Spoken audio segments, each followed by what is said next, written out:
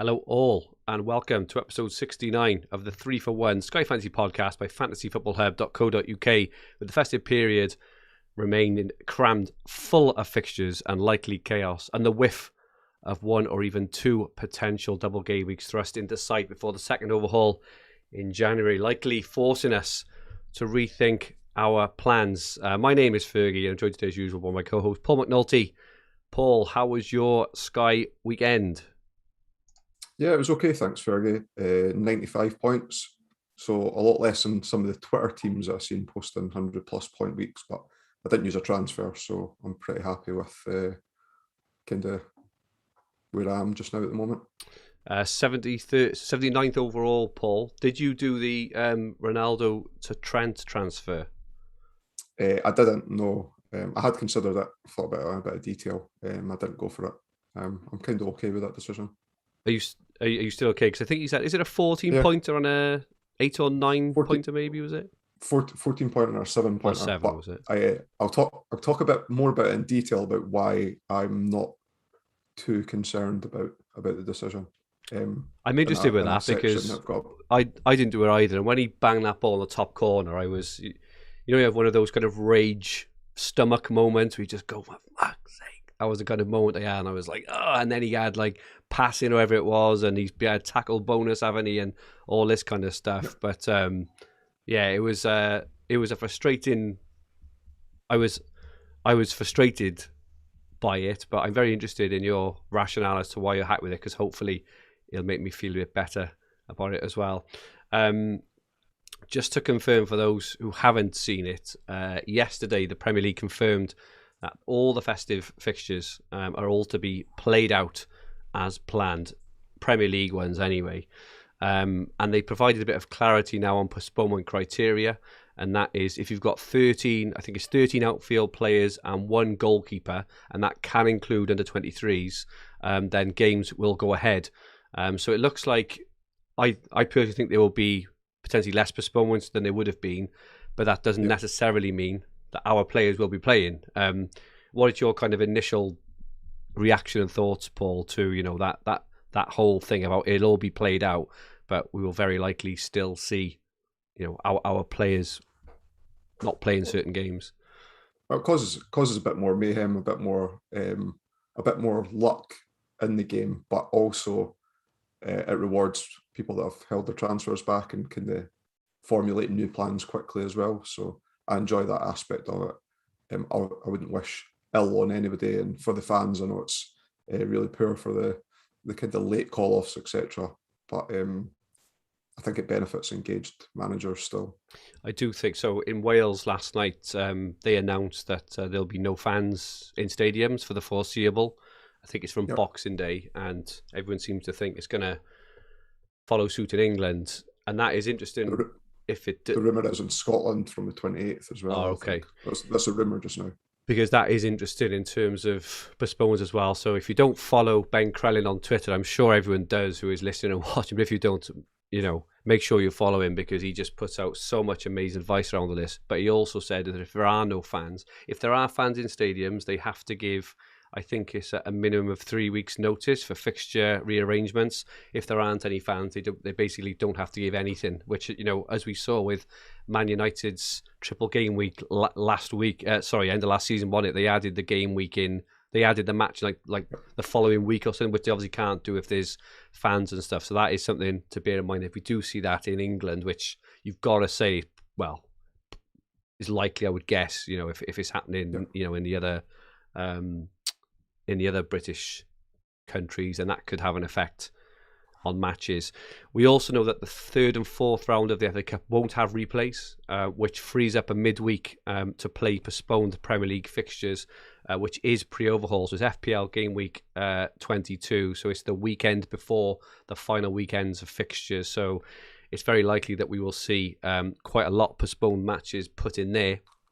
It'll be interesting to see what they do with if they take the semi-finals of the League Cup into one tie affairs as well. And if they're drawing it at random, then there's no there's no preferential treatment to any of the teams. That it's random if they get a home or away tie, or even if they picked a neutral venue for the games as well. Yeah, and And that is interesting because the previous game week as well is also a free-ish game week aside from those prospective ties. But if they do remove those ties, it means that will be another game week as well. So we'll be touching on this a little bit more later. Again, it's Ben Crellin's workings out, but he's very rarely, if ever, wrong. So we're going to touch on that a little bit later and what it may mean for Sky managers. And like I say, if you don't follow Ben Crellin, make sure you do. Good afternoon to everyone who has joined us. Apologies, this was quite short notice, but we wanted to, like, the things with content at the moment is we want to get it out as quickly as we can while it's still relevant, because no doubt what will happen by 4 p.m. this afternoon, something will have changed and we'll be putting out our date information. So thank you so much for joining us. Neil Sky FF is in the chat. Great to be able to watch live for a change. FPL Sparta, John L, Glenn, Matt Woolley, Lewis Nichols, James Morgan, John MacArthur, and John L hasn't made any transfers in the last 2 game weeks, so I'll be interested to see your figures on transfers used by others. Sadly, we haven't had an update off Sky since the 10th of December, and back then the average was roughly around 22, but you would guess that would be quite a way under 20 now. I would guess probably around the 17-18 mark. For any new watchers and listeners, thank you for joining us. You're very, very welcome. If you haven't subscribed to us yet, please press the subscribe button at the bottom right hand corner of the screen to set the alerts. You don't miss our podcasts and live streams. Also, please press the like button if you enjoy our content. It would be much appreciated. So what we're going to look at today, apology, we haven't had a lot of time to look at a lot of this stuff because it's all happened like the last, kind of 12 or 18 hours. But we're going to have a look, firstly, at the highest owned players and how they performed on the weekend before looking at something Paul's put together regarding transfer decision making and the value of a transfer. With the PL confirming the festive schedule will go ahead as planned, we will look ahead to Sky Game Week 20 and also look at Ben Crellin's fixture projections, which means some teams could have up to 2 additional fixtures before the second overhaul. We will take on plenty of Twitter questions and finally take a look at my team update and plans and some mini league stand-ins. So firstly, Paul, we have the top 1k ownership still. Unsurprisingly, Salah, Cancelo and Gallagher leading the way. What are your thoughts on the last week's action? I'm surprised a lot of people took Cancelo out for the kind of 3 for 0 that they were looking for to miss that suspended game. And I think his percentage ownership in the top 1k was around about 85% prior to the game on Sunday. So so that his percentage has raised back up to 96.4%. So that's either people using the 2 transfers to get him out and then get him back in, or people just outside the top 1,000 then coming into the top 1,000. I really didn't like the idea of knowing that he was definitely somebody that I wanted to keep long term anyway. So it wasn't part of a daisy chain move that you'd be getting rid of him using the transfers. So I was surprised that it dipped a bit there. It was just on him. It was interesting because was it Saturday morning? Saturday morning, wasn't it, I think? Or Sunday morning, I can't remember. Whichever day it was when he was the best captaincy option, along with Salah. I did make a bit of I wouldn't say a last minute call, but it was within an hour, an hour of the deadline. There were a few false rumours. It ended up that Salah was going to be rested, but there was also, because the Villa and Burnley game was postponed and there was talk of the Liverpool game maybe being postponed, I changed my captaincy from Salah to Cancelo, and I think a lot of people did the same, I'm guessing, Paul. Yeah, I did the same as well. And we kind of got away with it, didn't we? Got away with it, flipping heck, didn't we just? A couple other notable things as well. So that 3 for 0 was getting touted as a lot of people moving on to West Ham players, and they only played 2 games as opposed to the 3, and didn't score in either of the games. So I guess those that brought in Bowen or Antonio for Cancelo as part of that move weren't rewarded as such, and now would have wasted 2 transfers if he had taken them out to get them back in again. Yeah, looking down the list, Rudiger is just proven to be, as reliable as option as we thought he might be. Kind of like Diaz last year, and Van Dijk in previous ones. He just hitting points every single week, and Rafinha keeps doing it, Paul. I keep wanting to get rid. Like Rafinha to Bowen was a move I was contemplating a week or so ago, and I didn't do it just because of all the COVID stuff kind of gave me a bit of pause. There was those four hard games, and I said if I got 2 attacking returns out of those 4 games from him, I'd be happy. And we didn't know at the time he was on penalty, or maybe we didn't know at the time he was on penalties. I don't think we did. I don't think we did, because has he scored 3 penalties in his last whatever it is, 3 games or 4 games? Absolutely nuts. So he's been a really good hold. I've been really fortunate because I only kept him because of the postponements. Really, I would have definitely moved on to onto Bowen or someone like that. Ronaldo up to 56%. A lot of people, including myself, probably yourself, would have been left very frustrated because he had 2 nice captaincy ties against Brentford and Brighton, both called off. And a lot of people moved up to Trent. As we can see, Trent has gone up to 52% as well. Bernardo Silva, last couple of games, hasn't quite looked on it, is he? Or, well, I say on it, he's playing a deeper role. So I brought him in. I must say I've been a little bit underwhelmed. And then we have a few of the Chelsea defenders who have, obviously they were on the weekends, but they have frustrated owners recently as well, haven't they? Because they can't seem to keep a clean sheet. And Dennis still owned by 26%. That's an interesting one because when we look at the potential fixture rearrangements in a little bit, it looks like Watford are going to have potentially plenty of games now in January because they've got a couple of rearrangements. But if Dennis does go off to AFCON, he's obviously going to miss those, and there's that whole price point of the 5.5 million. This is why I'd follow your lead a bit, Paul, on the kind of Livramento move. Is points on the day are all well and good, but they can come back to bite you a little bit further down the line, can't they? So we'll see with that with Dennis. If AFCON is cancelled or Dennis stays, then those owners are absolutely laughing. But if either of those don't happen, then it'll be a transfer out on it. It's that lesson that I learned a couple of seasons ago, and it's stuck with me, that I don't want to use 2 transfers at any one stage, like being forced to use 2 transfers at one stage. And if you've used your budget elsewhere whilst on in Dennis, then you'll need to, I think. Yeah. Lewis Nichols in the chat. I'm one of the fools that did Cancelo to Bowen, back to Cancelo. I've got to say, Lewis, at least you did back to Cancelo, because if you didn't do that and you held off, you would have been even worse off. No, it's just unfortunate. It's unfortunate. Just everyone gets lucky and everyone gets unlucky, right? So we've been unlucky, if you want to call it, with Ronaldo, but then we got lucky that haven't taken out Rafinha. They're just examples. These are not things that we've planned or not. It's just somehow how it falls, doesn't it? And you tend to find the good managers, like yourself, Paul, just kind of keep their cool and just realize situation, not try and be too intricate in these times with transfers, because a lot of the time, and I do it every season, a million times in every format, you do transfers and you end up in a worse position than you already were, points and transfer wise. But just on the Ronaldo to Trent one then, Paul, got something now on screen which you sent me called the Monty Hall problem. Yeah. Okay. So Monty Hall is a TV presenter, a Canadian TV presenter. Have you ever seen the film 21 or read the book Bringing Down the House? They talk about the game show with the goats in the car.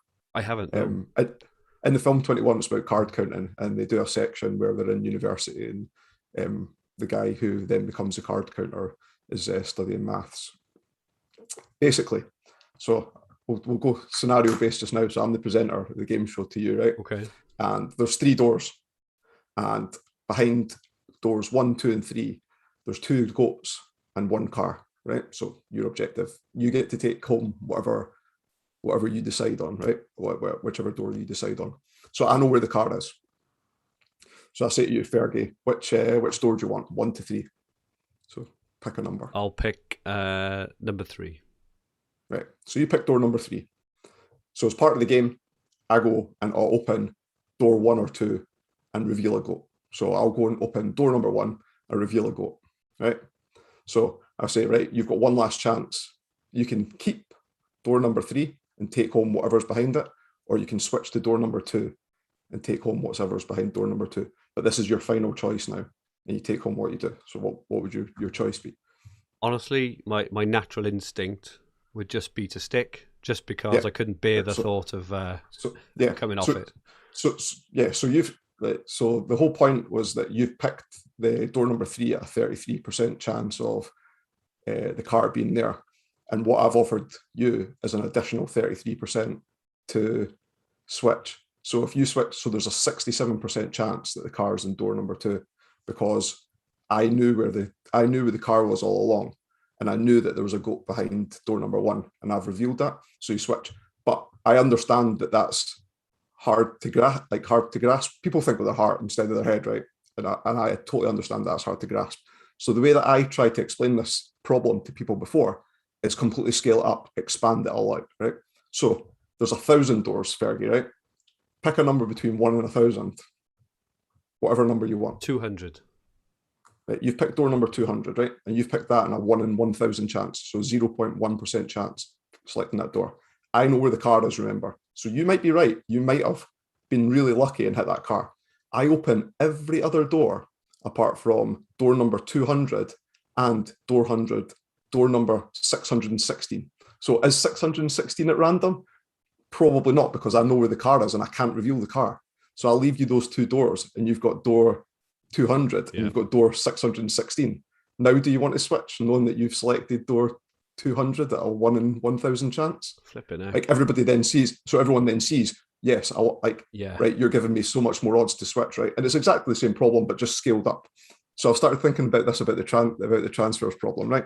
So I was speaking to you before we went on air just now, and I said, Fergie, just tell me, I don't want to influence your decision. How many points do you think a transfer is worth? And you said to me, I think I'd be happy. I'd be happy with like 18 or 20 points. I think, you know. Right. So say we take 20 points. So that's what you deem the value of a transfer, right? And say it was a 2-horse race for the title of Sky FF, you against someone else, similar level of engagement manager, good manager, understands the concept of the game and picking players, etc. Right. And we're in game week. We're halfway through the season just now, right? So there's kind of 18, 20 games left, something like that. And so 10 transfers is worth 200 points-ish, based on what we're saying here. If the person was 200 points ahead of you and you had 40 transfers left and that person had 30 transfers left, I think it'd be a tough ask for you to catch them based on their level of engagement, and they've got 200 points in the burner than you, and they've still got 30 transfers left. So they can be really, really flexible. You can be more flexible because you've got 40 left, but that net difference is 10 transfers. You'd have 30 and they'd have 40. But see if you flip it to the other side. So this is me thinking about the extremes. And that person had 0 transfers left, and you had 10 transfers left. The net difference there is 10 again. But I think that you would definitely catch the person 200 points ahead on that. So when I'm thinking of the value of a transfer, I think you need to think of the scale of where you are in the spectrum of the average transfers left and how many game weeks you've got left. So say we've got 20 game weeks left. We know that the average is, you'd mentioned earlier on, a couple of weeks ago was 22. I'm guessing, 19, 20 is probably going to be the average now. So I think you're right. I would say 15 points on a transfer. So what I'm saying now is that I'm thinking of the Ronaldo to Trent to Ronaldo move as 2 transfers, right? For 3 games for Trent. I'm not going to captain Trent in any of those games, and I've got just above. I've got mid-20s in terms of transfers, so I've got just above the average. So I'm valuing a transfer still at 15 points. If I'd used more transfers, I'd think of them as more valuable. If I had less transfers, I'd think of them as less valuable. If I was sitting with 30 plus transfers, I would have made the move instantly. But where I am, I think I'm level pegging, and what I'd be wanting on return for every transfer is 15 points. And therefore, if I'm making 2 transfers, I'd need Trent to get 45 points in those 3 games. What's he got just now? 21, which was painful for me as a non-owner. But he needs to get 24 points in his next game against Leeds. He might get that, by the way. but so therefore, so I'm thinking that anybody that's kind of on the average line of transfers, if you've either made the move or you've not made the move, I wouldn't be displeased on either side of the coin. Yeah. I think that makes absolute sense. And it's funny how we look at the value of transfers in different games as well. Because, for example, in Telegraph, where there's no captaincies, I think the value of transfers is is much, much higher later on in the season as well. I don't know whether it's it's the same kind of conversation or context we're having. Like the value of transfers in the first half of the season in Telegraph is worth incredibly little, whereas in the second half they're worth a lot. Whereas in Sky Shot, the captaincy is it is a bit different, I think. But then you're narrowing down the number of games that you've got left at that point anyway, and therefore if you're Sky managers tend to think like 3 or 4 games of how's a player averaging over that point in time, and because you're squeezing down the games as well. So I think it's my 15 points is linear as long as you're not overusing or underusing against average. Yeah. And if you're panning along there, so yeah. When I thought about this when I was making the Ronaldo Trent move, and I said I wouldn't captain Trent in any of those games because I'd captain Salah or I captain Cancelo over, and I would have captain Cancelo over Trent had I known Salah was injured or not playing at the weekend anyway. So that's what I was thinking about, and it's fascinating. There's a kind of like friendly rivalry going on between Wanda Cat Venus and Tom PFF. So Tom was top of Sky for a while, and does a regular post about how many transfers he's used and what his point scoring was, and it's that whole Ian Parron references it as the tortoise versus the hare kind of situation, which is fascinating because they're at kind of that point I think on transfer count as well, where Wanda Cat Venus has above the average and Tom has below the average. So Tom needs to think of his transfers, in my opinion, as more valuable. Yeah. Where Wanda Cat Venus thinks like can think of them as less valuable to make up that space, and it'll be fascinating to see how that pans out over the course of the season as well. It will. I think as well, like just on the whole subject of transfers, and using lots of transfers. I personally, so I've always in the past been, I start off really slowly and save loads back, and then probably around this time of year I tend to have a bit of a splurge, and I over splurge, and because I try and be a bit too intricate, and then what always happens is I end up going to the new year roughly around the average or just below the average, and that's why I can never seem to really challenge right at the top in terms of Sky and Telegraph. But I definitely and I think the whole Man City pylon last year for me was a big eye opener for me in both those games, because they're very similar. Those those don't pay the Telegraph. It's very similar to Sky, but there's no captaincy basically, and there's no overhauls. But I think what I've learned, what I'm trying to play on a lot more this year of how I use my transfers is trying to look into pylon teams, because if you think of that Man City pylon last year and the Liverpool one the year before, they were far more valuable than say 20 points a transfer. In my opinion, they were almost like 30, 40, 50 points a transfer, because that Man City, when they have, what was it, a 5-for-1 or 5-for-2 over Liverpool, and they kept 5 clean sheets on the bounce. You work out all those points, and those who went all in on Man City absolutely flew up the rankings. Those who partially went in, myself included, did okay. If you didn't go on, you absolutely flew behind. And that to me is very different from what you see in choosing captaincies, unless it's something like a Cancelo on the weekend. But yeah, it's interesting because on the examples that you've given there, we didn't select a lot of attacking players from those sides. No, we selected a lot of defensive players. Yeah. And why'd you pick the defensive players? Because in Sky you start at a baseline of 5 points because they pick up passing. Yeah. So if you're thinking if it's a 5-for-2, so you're getting 3 net extra games from them, that's almost your starting base is 15 points. Yeah. And that's from each player as well. That's from each player, and you're getting a player from a top side where there's a good chance to get a clean sheet or an attacking return on top of that base layer of 5 points as well. So like they're the ones I waited on this whole Chelsea Chelsea pylon, assuming the World Club Cup still goes ahead. I think for those who have like 10 or 12 transfers left, which I think a lot of managers will have, I think they will find it very difficult, because a lot of managers will have 18 to 20 left and will quite happily spend 5 transfers or even 6, right? Going from let's say for argument's sake, a Liverpool and Man City back three or back six, and then jump all in on Chelsea, like that to me will likely gain you a lot more points by going that full switch than it would just go in for the odd the odd rogue captaincy day, if that makes sense. Because if Liverpool and City, for example, if it does end up 2 for 0s or 3 for 0s, and they keep two out of 3 clean sheets each, that is a lot of points. It's because there's no baseline on the players on the single captaincy days. Because the coverage from players and the teams at the top of the league are already in your squad already. Exactly. So you'd be captain them already anyway. But for those who think that they'll be okay going into overhaul, and this is just my opinion, right? Yeah. This is my opinion. We're going for 12 or 14 subs, let's just say, and you plan on using 4 or 5 after 2 game weeks in.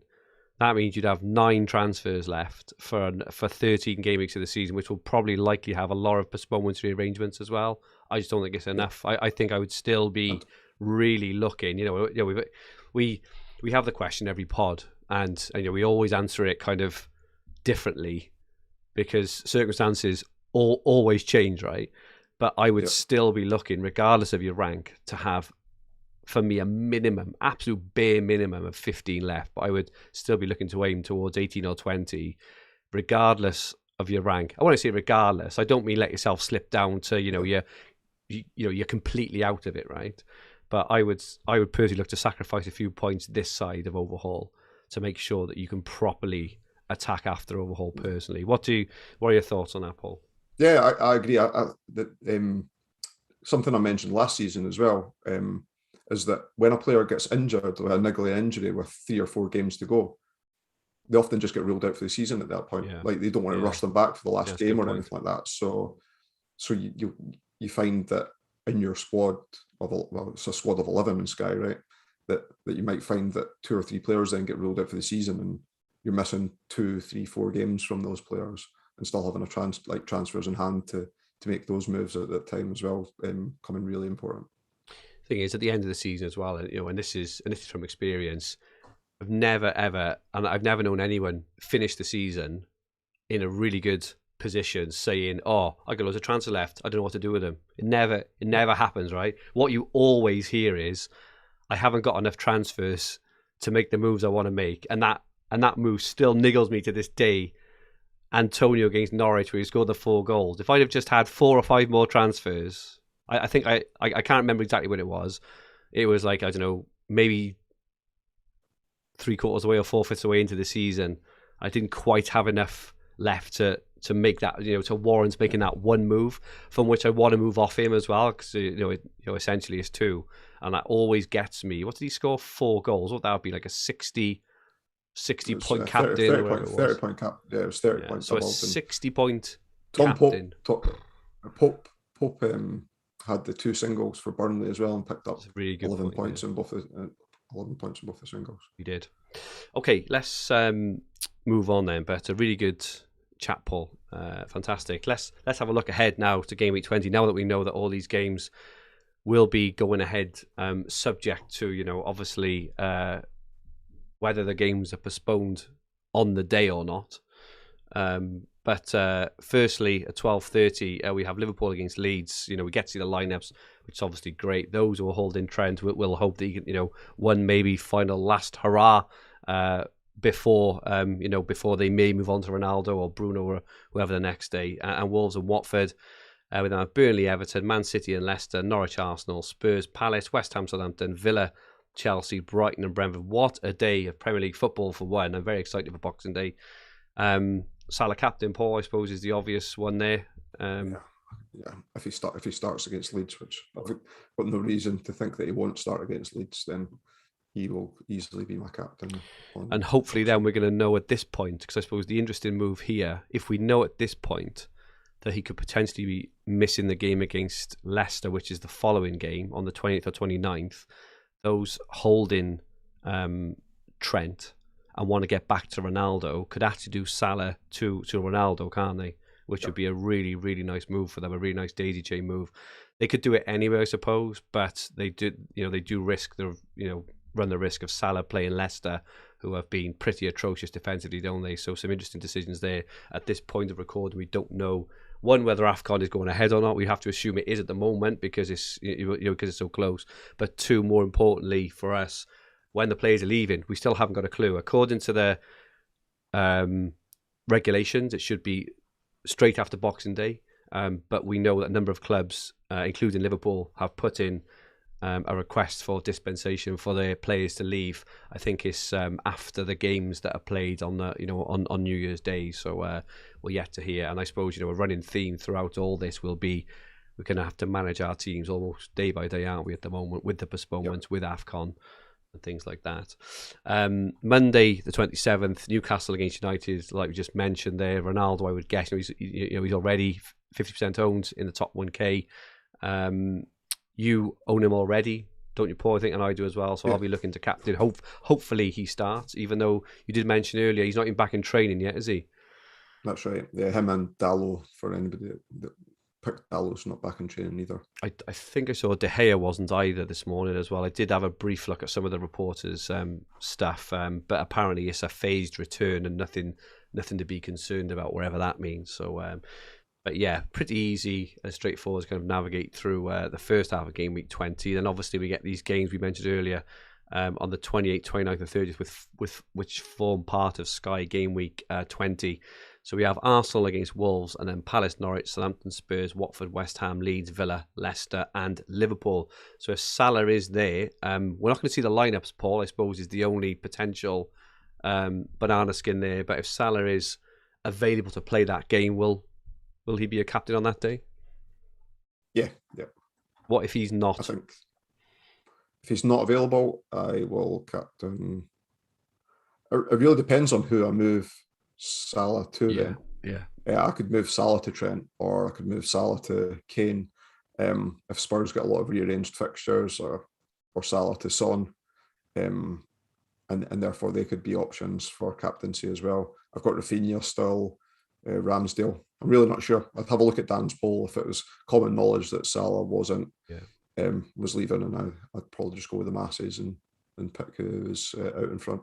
We'll touch on it a bit more next, but we do know obviously that Spurs have got four games we rearranged, I think, or 3 or 4, and 2 of them are projected to be straight after New Year, so it could be he's the one to go for, or maybe Son. I've got to say, I thought Spurs were fantastic against Liverpool. It was like the Spurs of old. I can't believe what I saw. I was expecting a very lethargic performance, but Son was playing ahead of Kane, basically in the number 9 role. And I know Kane, has been a better option, probably because he's on penalties, and he takes more shots and stuff. But Son's position and runs in behind were frightening. Maybe again it's Kane in Sky and Son in FPL, maybe, which is what I tend to kind of do.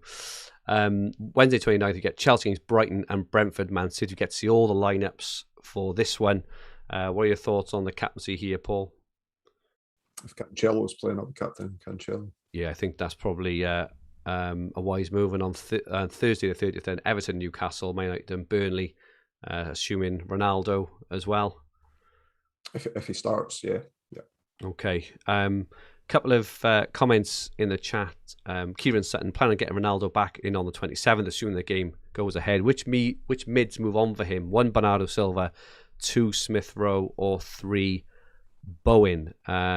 Interesting one there. I definitely wouldn't go for Bowen personally because they've got a couple of rearranged games, I think. Bernardo Silva or Smith Rowe. Just looking at the potential rearranged games, Arsenal do have an extra 1, but it is against, it is a toughish run they have in January. Bernardo's been playing a bit deeper, hasn't been picking up much bonus. What do you think there, Paul? Yeah, he has missed a couple of big chances though as well in the last couple of games. If you didn't need the budget, I would probably move on Smith Rowe. But if you felt that you would need the budget later, I would move on Bernardo Silva. We always need the budget, right?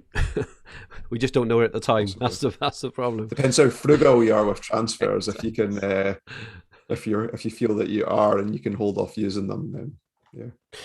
Connor Thompson, thoughts on Salah to Jota during AFCON, and Metallica also says, yes, can't forget Jota. What do you think of all that, Paul?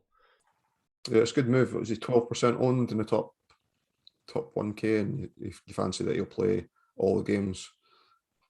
I'm not one for looking too deep into the volume of fixtures coming up, because it all depends on the quality of the team that you're in, but Liverpool won't have any additional games on top of other teams. So if you've got bigger fires to put out, or other players that you see, like I still think that Kane or Son might be a better shout over that period of time if they get the extra 2 games, and they might get a captaincy day in there as well that you would require to get a player in. So if no information comes out about that, I don't think it's a bad move moving to Jota, but if you get more information on the volumes of games coming up for some of the teams being rearranged, then I would maybe consider having that in your thoughts. Agree. And next week we're going to have Ian Parron on with us, who is going to give his detailed game day projections, which will help with this kind of massively as well. So at the moment we're going off Ben Crellin in terms of looking at looking at this is what he predicts in terms of availability of fixtures. It's not what he's saying will happen. He's pretty convinced, I think, that there will be a double game week in game week 22. It's his FPL game week 22, which is the week before the final sets of games of the overhaul. And he says these are potential ones which could fit in to FPL game week 21. If the Premier League so wish, in terms of there just being space, because this is the thing a lot of the time in there. It's just having the time and the space to fit these matches in, and as we can see, just looking at that exact example with Liverpool. So Liverpool are away to Chelsea on the New Year's Day fixtures, which isn't a nice fixture, and then they would be home to Brentford, which is a nice fixture. So in terms of Jota, that one would be good, but in that time potentially, and we must say potentially, because obviously this is like so this is so up in the air in terms of more COVID postponements, whether these fixtures are confirmed, etc. But if you look at that time, for example, Man United could play four games in the time that Liverpool played Chelsea and Brentford. Spurs could have 4 games, even Watford. So someone like, King, for example, Brentford, Brighton, Burnley, and Leicester. So Maddison has been on form. Even Southampton play home to Norwich, home to Brentford potentially in game week 21. This is why this comes into its own. It's really important. Tielemans as well. Yeah, really good point. So again, I will stress that this is what Ben Crellin thinks could potentially happen, and we're not saying act on it now and make transfers based on it now, but it is worth having this in the back of your head and thinking, if this does happen, if you go to make a transfer in this next week, you want to be looking at this and thinking, well, if you've got a 50-50, let's use the example between going for, Ronaldo and Jota, and you're really, really, really 50-50, you may want to look at this and say, well, actually, if this does happen, United are going to have more games, so that might just kind of tip the scales in that favour there. And what this may potentially mean then for the fixture list. So this is from fantasyfootballhub.co.uk fixture ticker. Excuse the rudimentary and rushed nature of me adding in fixtures, but as you can see, this is now the fixture list from Boxing Day all the way up until the second overhaul. So a lot of a few teams potentially will only have 5 games left, including Man City, just as an example, may only have 5 games left.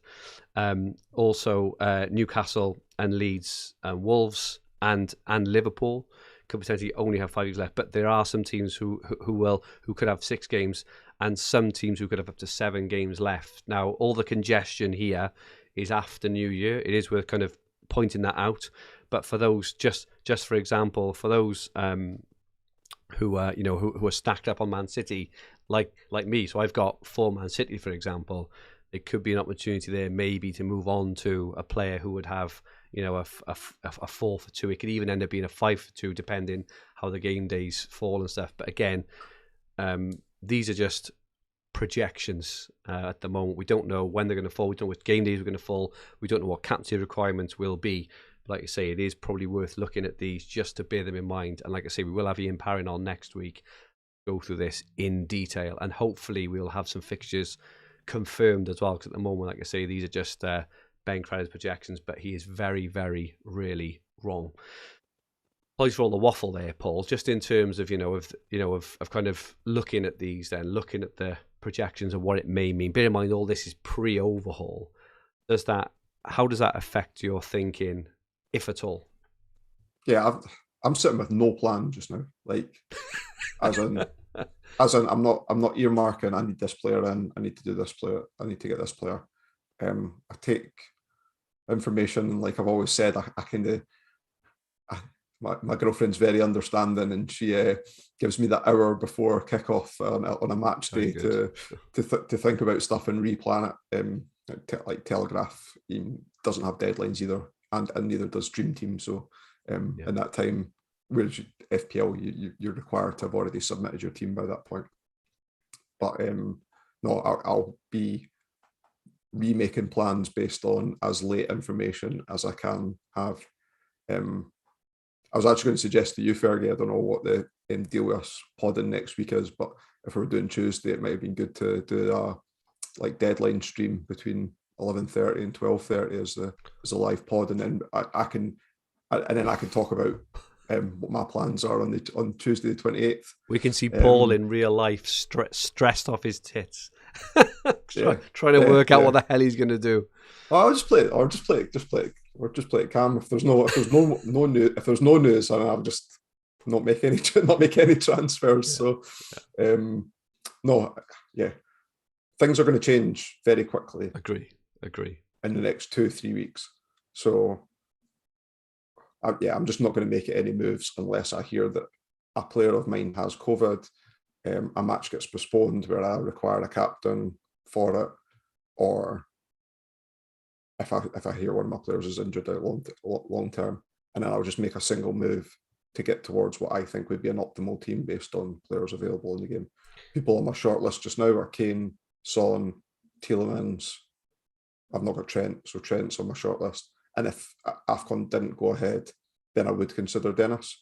But whilst having a little bit of budget left, then I could make a move to someone else if he got injured. But yeah, those are, and actually De Gea's on my shortlist as well, just in case Ronaldo doesn't play all the games that I require my United captaincy, that I could move Ramsdale onto De Gea at some point as well. So those are the kind of, I say I've not got a plan. Those are my loose thoughts in the back of my head, but I'm not committed or saying if this happens, then this happens, then this happens. It's more play each day as it comes and try not overuse transfers and use them in single doses when and if needed. Yeah, I think I think the way it might have, it hasn't changed my thinking much, other than I suppose now I'm glad I've got King. Whereas I was thinking, he's been a bit of a nightmare, as opposed to Dennis. He could actually be a bit of a knight in shining armor now, So I'm definitely going to hold on to him now. Not that I had a specific plan to get him out anyway, but also I suppose it's just like planning, trying to intricately plan 3-for-1s, for example, now are probably just an absolute waste of time, for not only for specific players but for clubs as well. So like I say, I do. So I'm on 24 left at the moment, and I think I'm desperately going to try and get to overhaul with 20 if I can, because as I mentioned earlier, I think that those 20 could be, instead of using a transfer or two to try and get a 3-for-1 and potentially end up with a surplus of 10 or 20 points, I would rather be able to have Ruben Dias for 3 games before moving on to Rudiger, if that makes sense. I think that would potentially be a lot more fruitful than that. Just as one example. But yeah, obviously this is all dependent on AFCON, World Club Cup. There will be more postponements as well, and that'll be the frustrating thing. Is we'll make moves with these games in mind, and then they won't happen anyway. Or even if let's just say, because these games are so close together, because they are double game weeks, if someone tests positive, they're going to miss both games. There's not even a question of them coming back for the second. If they miss the first, they're going to miss the second as well, aren't they?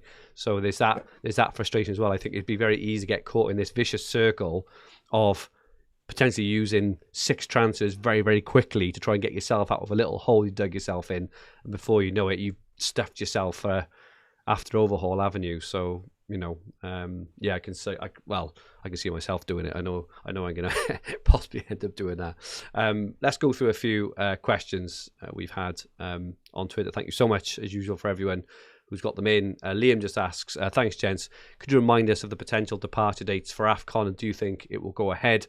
Obviously we haven't got a clue if we think it will go ahead, but apparently the official dates for players leaving, I think it was the 27th, so it was the day after Boxing Day, are the official rules.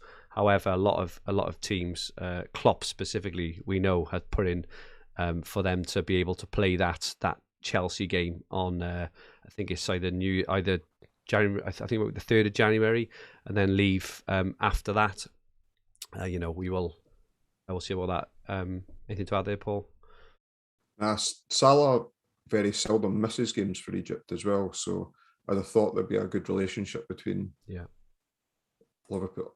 I don't know if the request goes to Egypt or goes to the AFCON tournament itself for that role,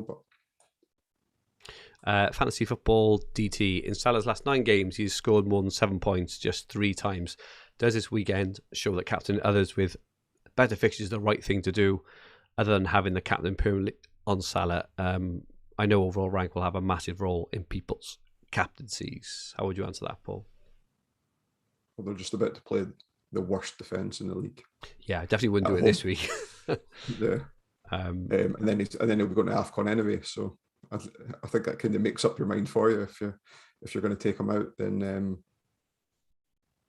the following week, I mean, I'd keep him for Leicester if I knew that they were playing Leicester and move him on. But I appreciate people want to make the Salah to Ronaldo move on Monday the 27th if Ronaldo's playing in that game. So, I think that we know that other players have got high bases and high ceilings like Cancelo. So I definitely wouldn't steer people away from that, especially if you're chasing a bit, because it does feel like a differential move. I'd still think that it could massively adversely affect even if you are chasing as well, and it could just ruin your season by doing it. So agree. It's not my style. It's not my style, but I could understand why people would choose to do it. A lot of this game is it is a game within a game, isn't it? A lot of the time it's just keeping up to keep yourself in with a chance of striking at the right time, and not, it's very easy to go, just go with the people, the person who you think will score the most points, which is, quite a generic and bland fantasy term. But as we all know, in lots of games, maybe not so much in FPL personally, I don't think, but definitely in Sky, Telegraph and Dream Team, ownership and rank management is massive. Because if you make, if there's, what is there, I don't know, let's say for argument's sake, 150 game day captaincies in a season, and you make a sensible decision 140 to 150 times of that, you will likely have a decent season if the rest of your team is managed right. If you go rogue and you only you only go half of that, those other half, you're opening your rank variance up massively, and the odds are that Salah's the best captain on those days because he is the best captaincy option majority of the time, right? If you're going with another person, but if everyone else is going for Salah and you don't, and he bangs in a 12-pointer and you've gone for someone who's hit a 2-pointer, you're 20 points behind, so it already means you've got to hit a rogue captain at least once to even claw that back. So it's like rank management, I think, is a very underrated thing. And like I say, I know I use this example a couple of times, but it's just because it's so true. At the end of last season on Dream Team, I could have gone for who I thought would score the most points, but all I ended up doing towards the end was blocking off all my rivals. So it didn't matter what happened in the games. I knew I had them covered. and so I've got a very, very real life example of that. Yeah, interesting there. Cheeky asks, with any transfers we do maybe need to take, should be considering players and teams that potentially have rearranged fixtures through January, and as such extra games. We've just gone through the ones who we think, and I think we're both agreed that it's just these ones have been confirmed. Hopefully they'll be confirmed in the next week or so. They would have to be confirmed soon for game week 21 because it's only a fortnight away. But I would definitely be bearing it in mind, but not necessarily trying to plan too intricately for these extra games because some of them may not happen. Yeah, Tielemans is way up high on my to get in list if I was making transfers. For the reason being, a lot of the teams that haven't got games to be rearranged, so Chelsea, Liverpool, Man City, those are the players that everyone wants to have because I always talk about that baseline of 5 points as opposed to 2 points, those guaranteed points. Whereas I think that of the teams that have got rearranged games, Tielemans stands out as a person with a baseline higher than 2 that's got multiple games. Yeah. Luke Ndien, extra rotation is going to be chaos. Apart from the obvious Salah to Ronaldo move on December 27th, do we sit tight until New Year's Day before making any other moves? I think we probably answered that, I suppose, in terms of have a rough plan, but just take it day by day. Any other kind of really obvious moves there? No, I mean if players come down with COVID or exactly. Players get injured, then I wouldn't say don't use transfers in those circumstances. It was more this luxury transfer, I think we refer to them as, that I'd avoid making. Johnny Stolberg, what do you think is a good market to aim for in terms of transfers left come overhaul? So I think I've been quite vocal on what I think. What do you, and obviously, it's all in context, right? Let's just say that someone is reasonably happy with their rank. They're winning their mini league, say. What do you think, Paul, is going to be a sensible amount to successfully navigate the second half of the season? 17, 18. Okay. What if you're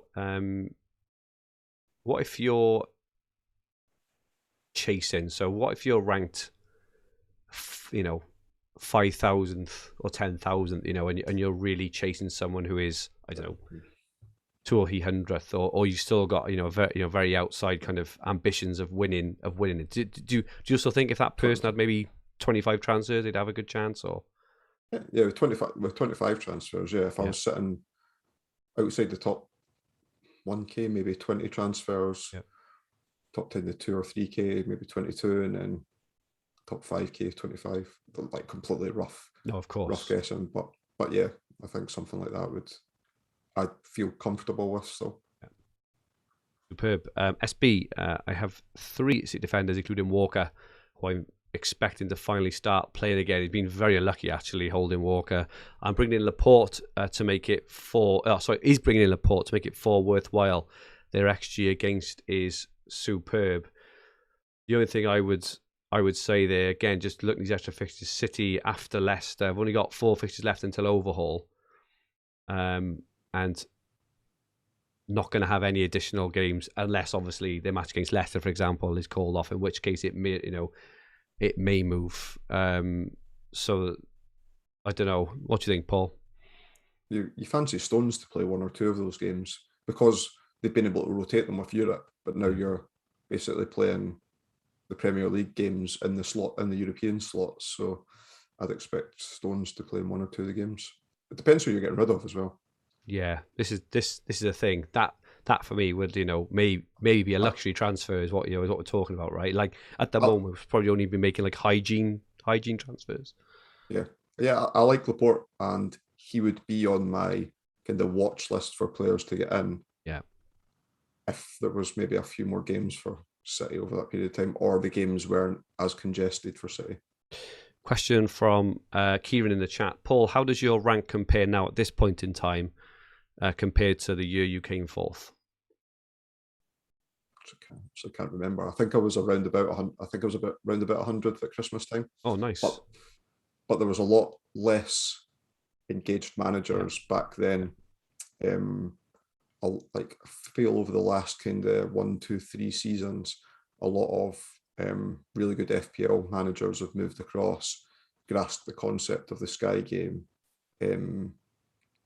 whereas before, in the kind of first 3 or 4 years of me playing, there was maybe 10 names that I saw consistently doing well in Sky, but now I could probably name off 100 names that I know. Maybe that's a bit of exaggeration. At least 50 names that I know of those people, and know that they understand the game really well, and their transfer management's really good as well. So yeah, I felt more confident when I was 100th in the season I finished 4th than I do at 79th season. Yeah, definitely. FPL Foxy says, bring back Kane, just kidding. Well, he may be back on the menu because Spurs look good. I bet he's popular again by the end of the pre-overhaul. I agree. If these games go ahead, these rearranged games, they've got some really nice games coming up. You might find a Spurs single game day, and yeah, exactly. Like he's got burnt people before, right? And people might be more inclined to go for Son now instead of Kane, and I totally get that. But there might be a requirement for captaincy to get in Spurs players, and when you're looking at Spurs, if they end up with the captaincy, if they ended up like a 5-for-1 over an Alonso or like Reece James or someone, then I could see a lot of people making a move. And he also asks, is Virgil van Dijk worth swapping to Trent? He said he's already used quite a few transfers. Not sure against Leeds. I think Leeds tend to stop passing bonus, don't they? And Rafinha just seems to get a penalty every match anyway, so they'll probably concede. But I don't know. I don't think it's worth it, unless obviously Van Dijk is confirmed out now for another few weeks. But Liverpool, as it stands, not going to have any extra matches. Actually, they've only got, so after that Leeds game, assuming it's played, Liverpool only have 4 matches left until overhaul anyway. So I think is that if both of them are playing, it's definitely not worth a transfer. And you've got to guess that Van Dijk will be back soon. Yeah. Tom Hartl asks, are we guys making any transfers at all?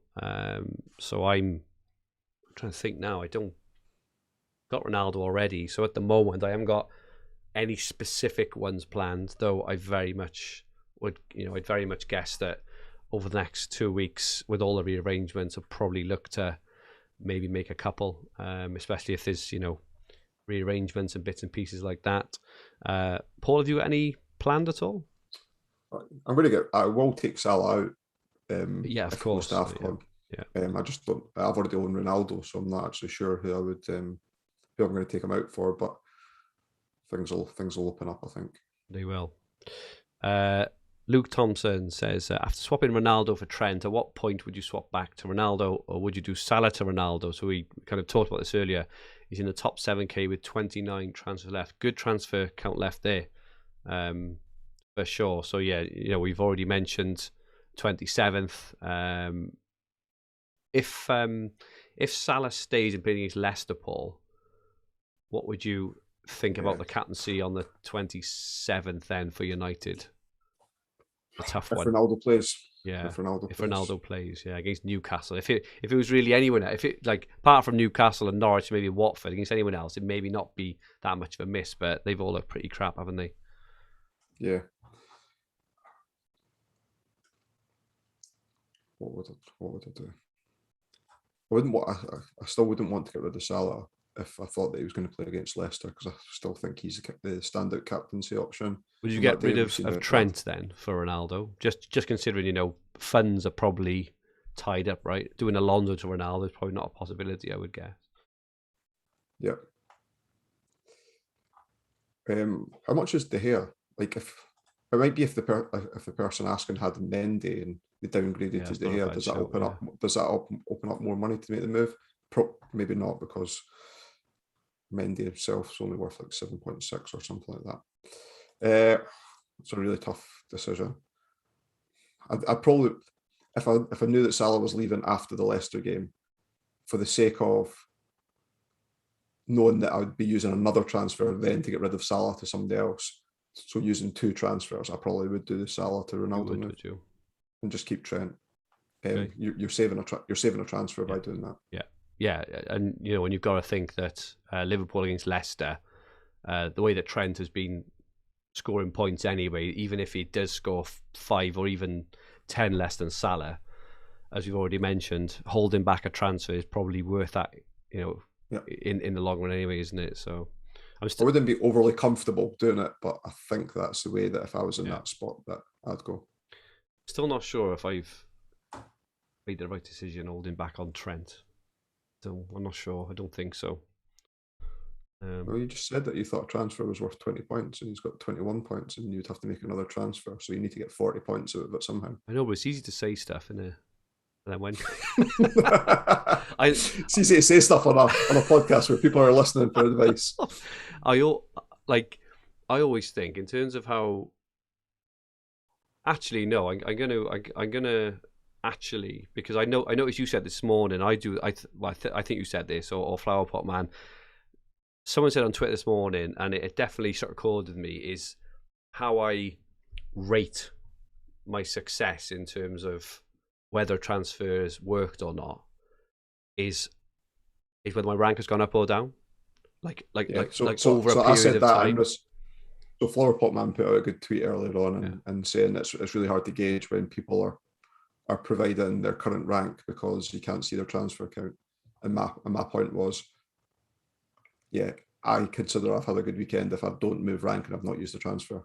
If I hold rank or gain rank without using a transfer. Exactly. So I'd use that, right? So before the Ronaldo match, his first one, in which people moved on to Trent, I was ranked about 550th. Now I haven't made the Trent move, so I've missed out on on 21 points, but I'm still ranked 450th overall. Yeah. So that, I suppose, that's a barometer of how I maybe look that actually, I know if I'd have made the move, I'd probably be a lot higher. I'd probably be about 300th or something. However, I have held that transfer, and I'll be holding another transfer back later because now I've got Ronaldo, so other people have been going on to Ronaldo. So I suppose that is something to think about in terms of whether, if I'd have slipped down to 800th, I'd be fucking fuming. But the fact I haven't maybe leads to believe that it's actually all right. And just to reiterate on my summary, I think I said that I'd be happy on either side of the coin. Like there was no guarantee that Trent was going to get 21 points. And would I be happy if I'd made that move and had the 21 points in the bank? Yes. But I'm as happy that I didn't make the move and I've got the transfer in the bank. So I don't think there was a loser out of doing the transfer or not doing the transfer is where I was going. Final question off Daniel Barnes. There were a few more which we'll try to look at and answer on Twitter specifically. But hi guys, do you think Martinelli is a good replacement for Salah after Boxing Day? So Martinelli, just looking at the fixtures going into January, they are quite tough in terms of they'll have City on New Year's Day or the one after that, then they would have Spurs and Chelsea after that. So they are quite tough. So I've got to say, I probably wouldn't look to bring in any Arsenal players, even though obviously Martinelli looks a fantastic option, potentially post-overhaul. Is he someone you look at, Paul? Not for me. Similar reasoning. How much is he? I don't know how much he is. I'm assuming he's probably really cheap, like 7.5. He's a striker in it though. Oh right, okay. Oh, I definitely wouldn't. He is 7.8. 7.8. Okay, yeah. If you look at, like, I'm just looking at West Ham and Sixers, for example. Now, I know Antonio, was flattered to deceive, let's just say, to be generous. But in that period where Arsenal have got, they got City, Spurs and Chelsea, West Ham have Palace, Norwich and Leeds. So I would definitely be looking at the fixtures, I suppose, obviously when they're confirmed. If you need to make a move at all, that could be a move, Paul. Salah to Antonio, for example. Or even like Salah to Bowen or whatever. It obviously all depends like how the game days fall, because we don't know that yet, and if they fall. But this is why I think it's important to maybe just look at these now, because that has now come into my head. It will be the back of my mind over the next week. Whereas if I hadn't have looked at these fixtures specifically, it may not have even occurred to me. So, and obviously Watford potentially going to have 4 games. Spurs have 4 games. United 4 games. Leicester 4 games. There's a lot of potential, really good opportunities there. Although, as we know, some of them may be called off. You could move him to Fred, no? What's wrong with Fred, mate? He's been banging the points in. It's just a shame his last 2 have been cancelled. Those who went in early on United, I think, have been really unfortunate, haven't they? And big on and West Ham and West Ham. And West Ham. You're right. Okay, so we've now got my team on screen. As you can see, a very very unorthodox look with only 3 at the back. But I've got Ramsdale in goal. I've got to say, I'm very pleased, Paul. I did that Mendy to Ramsdale move. It's actually, I think, worked out really well, haven't it, for Ramsdale owners? He just keeps absolutely smashing it, right, don't he? Lewis Nichols just tell me, think of the goats, Fergie. Think of the goats. Love that, Lewis. Thanks for that. Yeah, what do you think of that Mendy to Ramsdale move, Paul? It turned out to be a good one, haven't it, for for Ramsdale owners? We've got double 3, so 6, 21, 29, 31 points from Ramsdale in that time, and I think Mendy's only had the 1 cleanie in that time, haven't he? Yeah. And obviously he's off to AFCON soon as well, isn't he? Assuming that goes ahead. So 14 points, so you get 17 points on your transfer. So, but yeah, if you're going to move on, you're going to move him anyway. With the point, if you're going to move him anyway, that you've earned 17 points from doing it early. So we've got Rudiger, Diaz, and Cancelo. Diaz missed out on tier 1 passing by 1 pass. I must have had that about 5 times this season on different players. It's incredibly frustrating. Bernardo Silva's the opposite, though. He just gets passes chucked at him after cut-offs. He does. I then got Rafinha, Gallagher, Silva, and Rodri. Now they're the 2. Looking at these fixtures, for example, look at the Man City games. I'm piled in a Man City. I've got 4 Man City players, and they've only got 5 fixtures left. But they could still outscore a lot of players, right? But just something for me to think about there. At the moment, I've got Salah, King, and Ronaldo. Looking at the potential fixtures, I'm very happy, like I say, to hold on to King, actually, because it looks like, and the reason I went King over Dennis is obviously because there was the rumour Dennis maybe going off to AFCON. He still may or may not, but I've suddenly gone from seeing King as a bit of a hole in the backside to actually being potentially an asset who could do really well for me over these games, especially if they get another captaincy day, because they've already got a captaincy day, haven't they, on just before overhaul against Norwich, of which if Dennis does go to AFCON, he'll probably be a very highly owned one. But then he's all the other feels like one of those ones that by the time when the time comes round, that King's not in the starting lineup or something like that. I'd be sick. And they got Newcastle then as well, and another couple of pretty decent fixtures. So if it all works out, Watford will have Spurs, Burnley, Newcastle, Palace, Norwich. It's a pretty good run there if it works out, obviously. But you're not. So that's my team. Like I say, in terms of my plans, I will probably get rid of Salah. Obviously, it all depends exactly when he leaves. We will also know the captaincy requirements for these, these potential extra days. At the moment, I haven't really got a thought really on who to move him on to. Like I say, it will all come down to how these fixtures fall. Potentially Antonio is someone I'm interested in. Potentially Bowen is someone I'm interested in. Maybe just go to Trent, for example. If he's still killing it every game, we'll just have to kind of wait and see how they fall. So, but other than that, I haven't got any other plans really. I suppose I'm pleased I'm held on if Ronaldo managed to improve rank. I suppose is I try and look at the positives, kind of a glass half full on some of this, most of this stuff. The Fantasy Football Hub, £500 mini league in 10th place. Wajid Ali climbing, fantastic manager. 9th, Michael Shipley, also a superb manager. 8th, John Kerr. He was flying at the top. He's slipped down recently, John. 7th is Mark Hawes. 6th, Daniel Kerwin. 5th, Elsie Bishop. 4th, Christopher Ray. 3rd, Adam Billany. 2nd, James Ingram. Top of the shop with Frog Skills, leading by quite a distance actually. 25 points is Liam Stevens. So very, very well played, Liam, and well done to everyone on that leaderboard, having an absolutely fantastic season there. And the Four Nations League, the Scotland flag still flying high. You'll be pleased to know there, Paul. Oh my goodness, just while we're on it, I managed to finish... Or I thought you were going to talk about Willie Borland's 9-darter. Oh no, which was amazing, by the way, absolutely incredible. Yeah. No, I ever since I met Paul in the summer when I was out with his chums, and they were all telling me to watch Still Game. If you haven't watched it, I highly recommend it. I started watching it back in the summer, and I watched the last episode last week.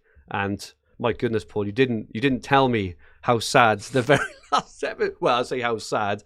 How emotional the very last episode was, because I'm not scared to say I had a tear in my eye and a bit of a jaw-dropping, kind of wow moment at the end when it all kind of dawns on you and you go, "Boo."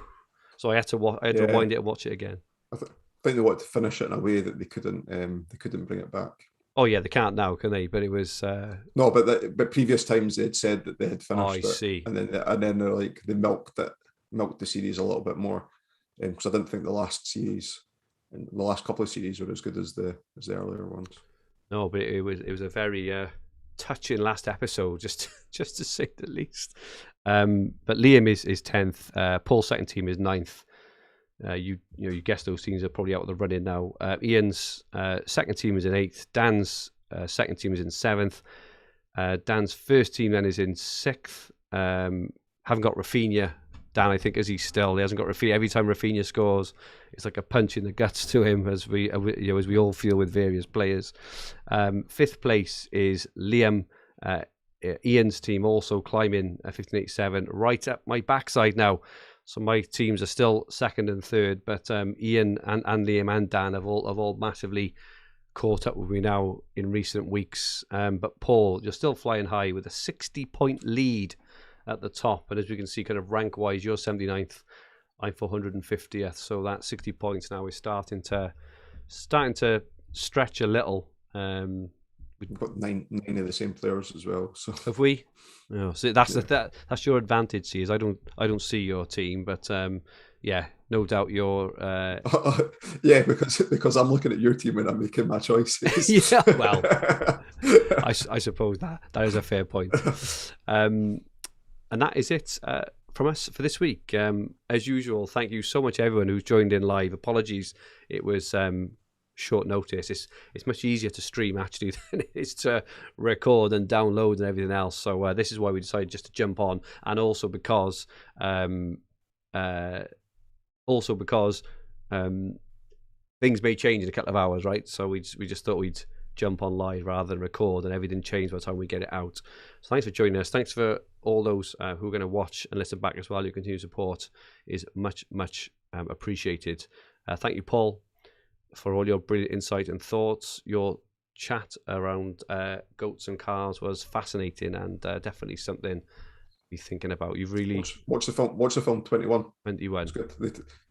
This only forms a small section of it. If I have time over Christmas, it's when the lecturer realizes that that's a student that he wants to do the card counting, because he's got the like in the side hustle on the side, that the student was able to answer that question with the mathematics behind it. Superb. Paul, where can people find you? On Twitter at Paul McAnulty1. It's MCANULTY. And mine is at FFH_Fergi. Make sure you drop us both a follow. So this podcast and video will be in the Fancy Football Hub, Sky and TFF YouTube channel, and also available on all major podcast platforms. If you like what you watched, please press the like button. And remember to subscribe to the bottom right-hand corner of the screen. If you enjoyed your listen, please rate the podcast versions and leave some comments. Our handles on Twitter, Instagram, and TikTok are at FFH_HQ, and our podcast Twitter handle is at FFH_Sky. So please follow and feel free to ask any questions. Our website is fantasyfootballhub.co.uk, where you'll find everything you need for fantasy football all under one roof, including player comparison tools, the fixture ticker, Opta stats, top player team reveals, and much more. We'll be back next week with Ian Parrin, looking ahead to the remainder of Sky Game Week 20 and 21, where hopefully some or all of these fixtures will have been confirmed. Either way, we can properly start to plan. In the meantime, have a great Sky Fantasy Week. Have a fantastic Christmas. It doesn't feel like Christmas. Do you think it's a bit mild for Christmas, Paul, or is it? How is it? Well, I'm saying that you live in Scotland. Yeah, it's not too cold here. Yeah, to be honest. I know it. Yeah, it doesn't really feel it yet. Hopefully, it will too. But obviously, we wish everyone a fantastic Christmas. enjoy your Boxing Day. Hopefully we'll have an absolute feast of football and Sky Fantasy points to boot. And then we can all bring Ronaldo in against Newcastle for him to bang a couple of goals in on the 27th. Make it a very Merry Christmas indeed. Stay safe. Make sure you do, especially in these times. And good night all.